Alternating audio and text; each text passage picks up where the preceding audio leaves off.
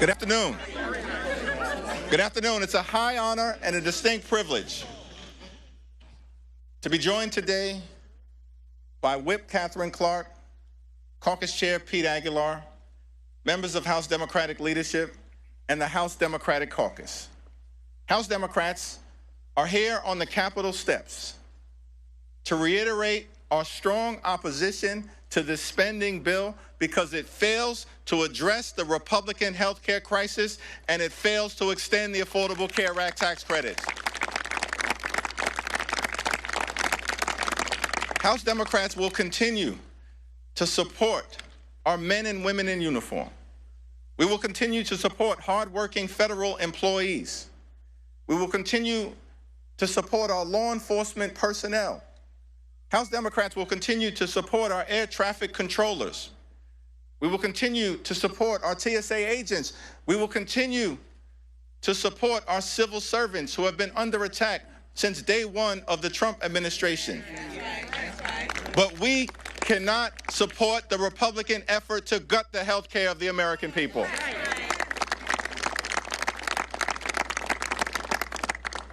Today, House Democrats will introduce legislation to extend the Affordable Care Act tax credits for 3 years, to make sure that tens of millions of Americans don't experience dramatically increased premiums, copays, and deductibles.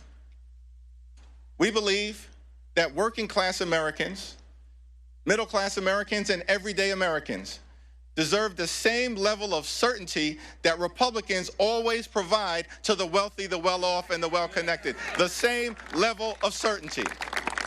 And so we're calling upon our Republican colleagues to join us and extend the Affordable Care Act tax credits.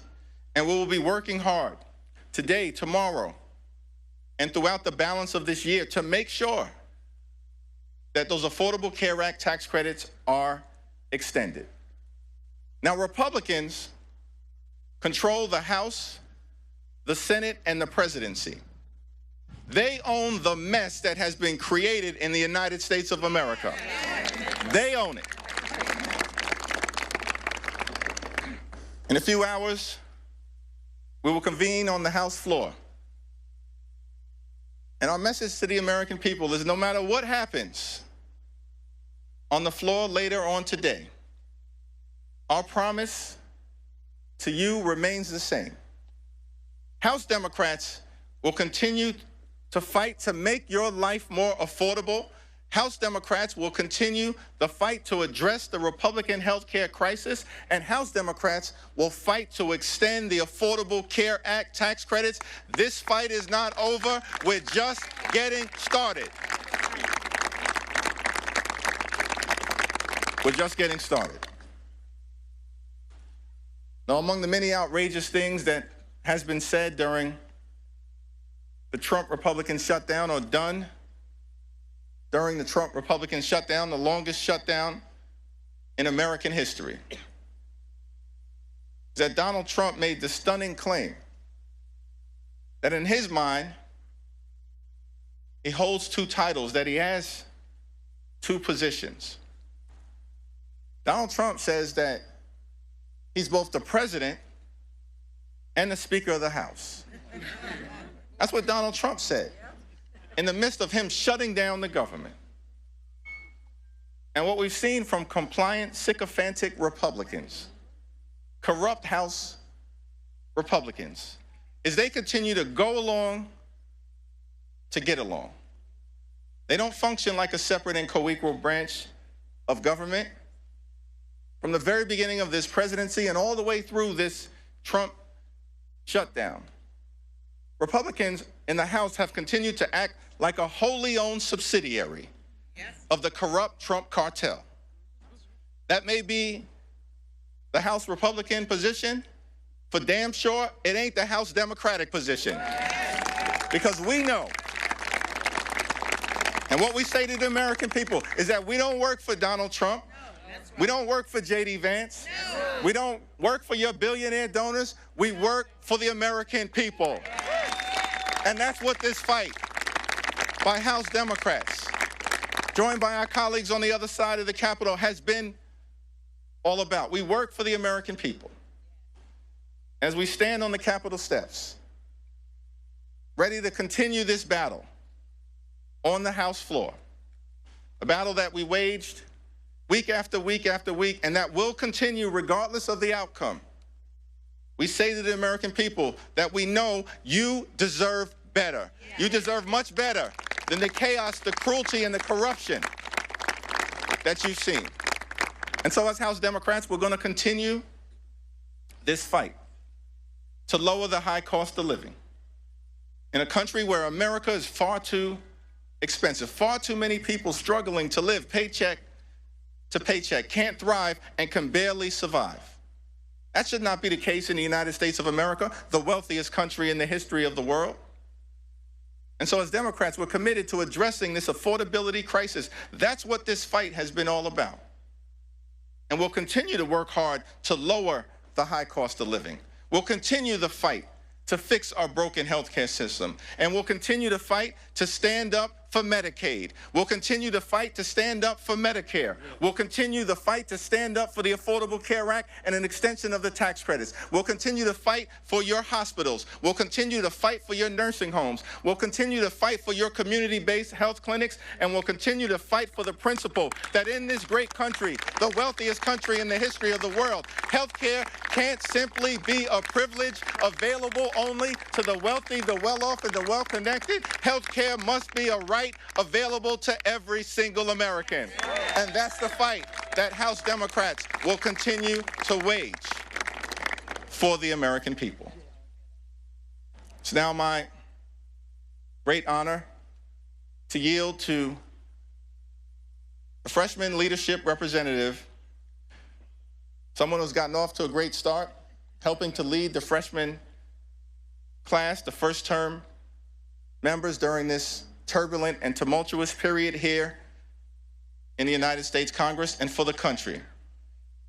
From the great state of California, the Honorable Luz Rivas.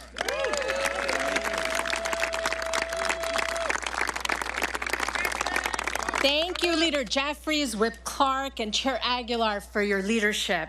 House Democrats are back in Washington, D.C., ready to vote once again to protect health care for working families across the country. Recently, I spoke with Speaker Johnson directly in the Capitol and hand-delivered stories from my and my fellow freshman colleagues' constituents who have been impacted by the Republican shutdown. This includes the story of Stephen Heller, a constituent from Van Nuys, which is in my district. Stephen and his wife are independent contractors who have to pay for their own health insurance. Because Republicans let the ACA tax credits expire, Stephen and his wife are facing a monthly health care premium increase of $1,000 per month in 2026. This will bring their monthly total to nearly $2,100 per month and nearly $25,000 for the year, just in health insurance. That is, in Stephen's own words, a terrible financial blow and an enormous financial burden. Constituents across the country like Stephen and his wife cannot afford Republicans' deal. I will vote no and continue to fight with House Democrats to protect the ACA subsidies that Stephen and millions of Americans rely on. House Democrats will continue our fight to protect health care, lower the cost of living, and keep the American dream attainable for all. Thank you. And next, I'd like to introduce my amazing colleague from Michigan, Congresswoman McDonald-Rivet.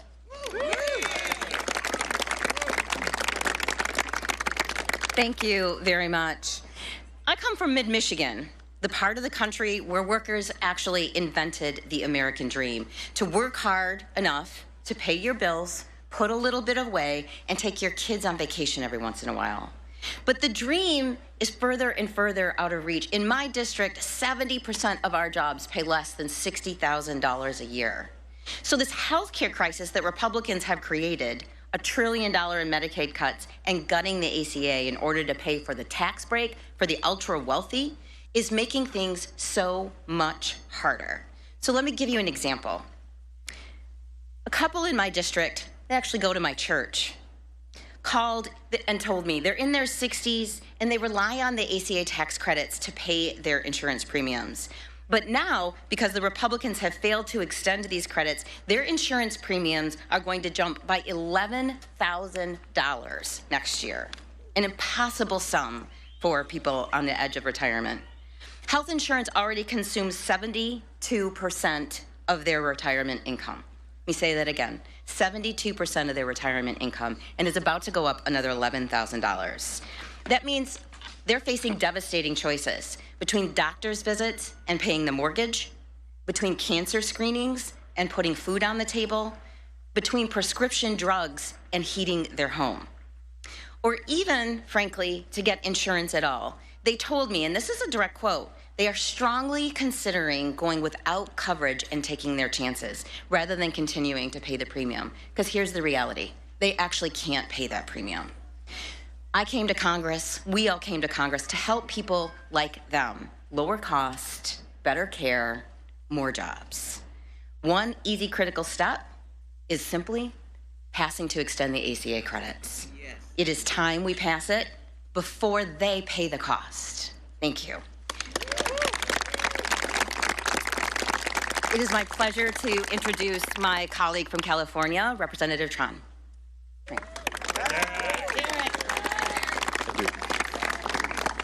Good afternoon.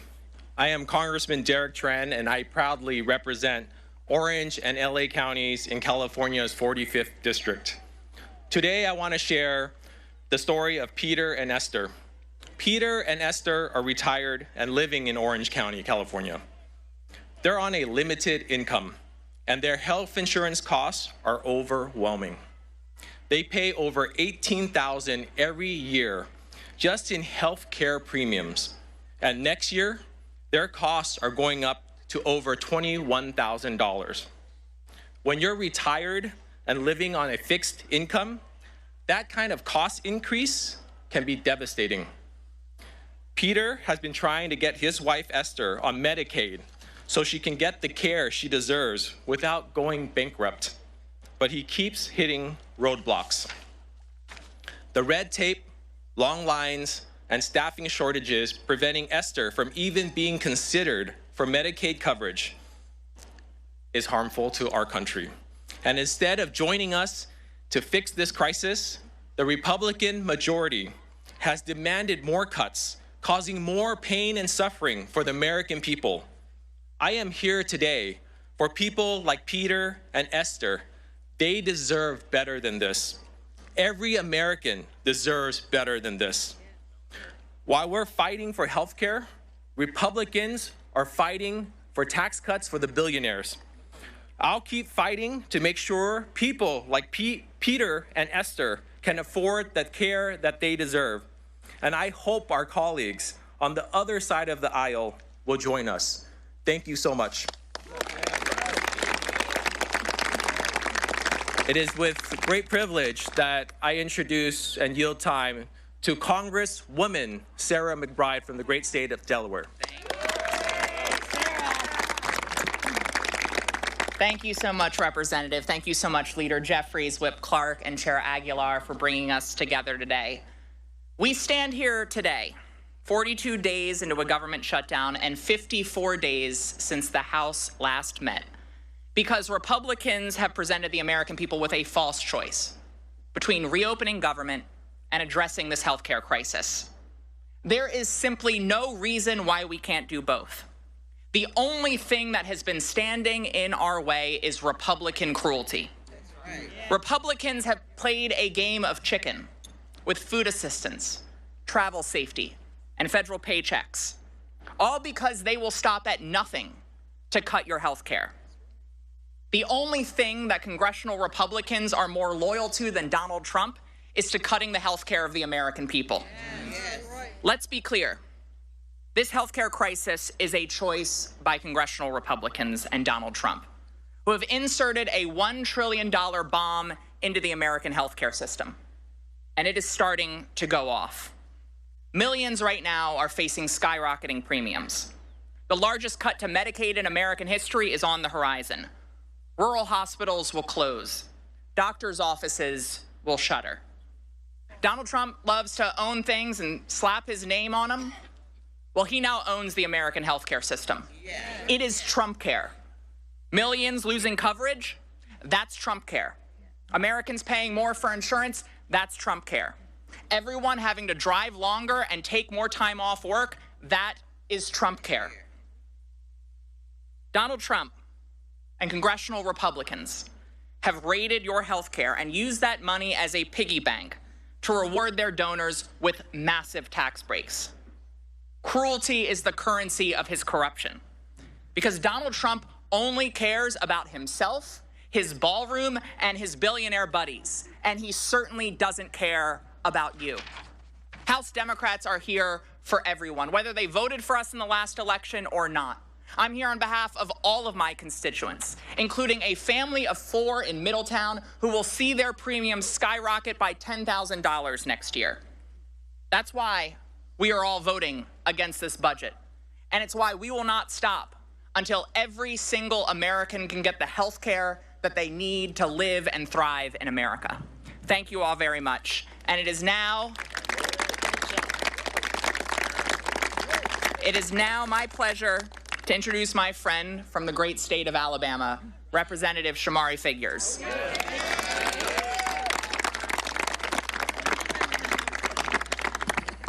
Thank you. You know, House Democrats just spent the better part of the last 40-plus days fighting to keep health care affordable for millions of Americans, while our House Republican colleagues were on a taxpayer-funded vacation. During this shutdown, the realities hit home for a lot of people. Mothers had to worry about how they would take care of their children, their babies, without WIC. Families stood in pantry lines. Families are still standing in food pantry lines. In the month of November, the month of Thanksgiving, because SNAP benefits were expired, and this administration chose to use them as pawns in this game. Capitol Police officers, members of the military, my staff, all of our staff, and millions of other federal workers had to deal with the uncertainty and the stresses of missing paychecks. And for what in the end? What were Republicans willing to give in the end? Nothing more than a handshake deal to take a future vote on extending the health care subsidies, when we all know that that future vote is the equivalent of asking 2 wolves and a chicken to vote on what's for dinner.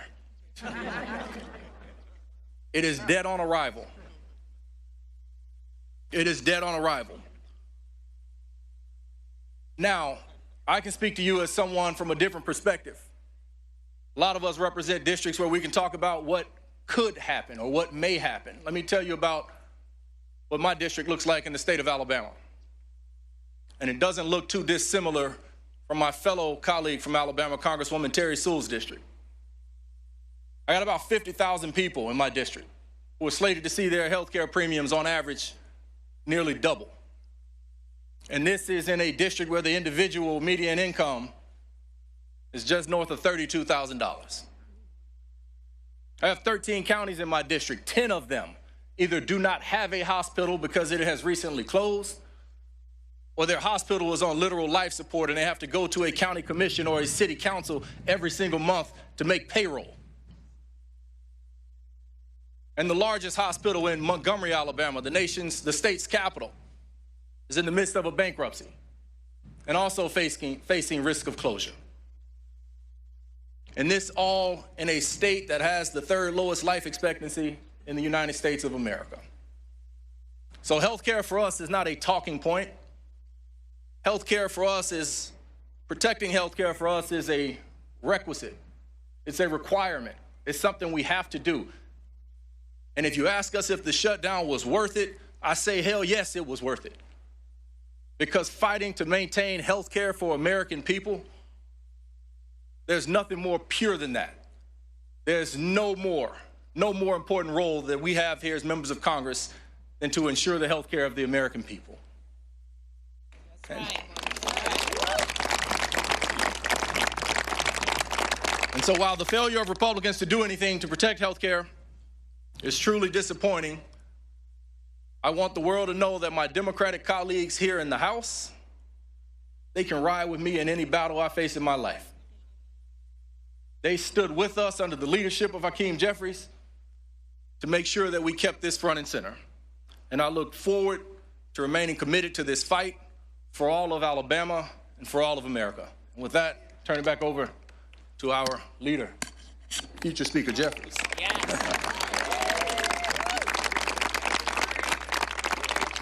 I want to thank all of our distinguished colleagues who spoke so powerfully and eloquently about the nature of this fight that we continue to wage on behalf of the American people. And these are first-term members of Congress. But they recognize that as Democrats, we stand on the shoulders of many who, decade after decade, century into century, have always fought to make life better for everyday Americans and to protect the health care and enhance the health care of the American people. That's the continuing and enduring legacy of the Democratic Party. FDR fought for it. Truman fought for it. JFK fought for it. LBJ fought for it. Carter fought for it. Clinton fought for it. Barack Obama fought for it. Biden fought for it. And no one fought harder in the House of Representatives than our Speaker Emerita, Nancy D'Alessandro Pelosi. That's in the DNA of the Democratic Party. From FDR to Nancy Pelosi to these first-term members. And so our promise to the American people is that we are in this fight until we win this fight for all of you. Cancel the cuts, lower the costs, save health care. God bless you. God bless the United States of America.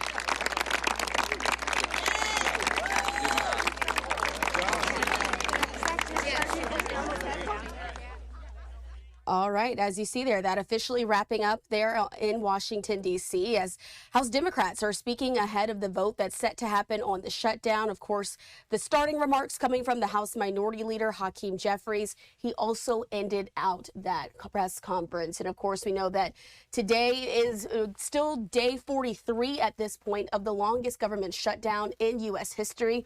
And it could potentially come to an end tonight.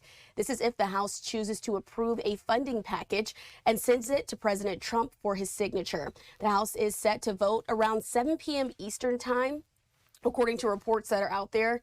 Republicans, though, have since said that they are confident that this will pass. And so the lower chamber is returning for the first time since September 19th. Speaker Mike Johnson told reporters that GOP leaders are very optimistic that the vote tally tonight will get them over the top. The shutdown would end as soon as the president signs the legislation, which he's expected to do as well. And so we've been monitoring all of these political events coming to you out of Washington, D.C.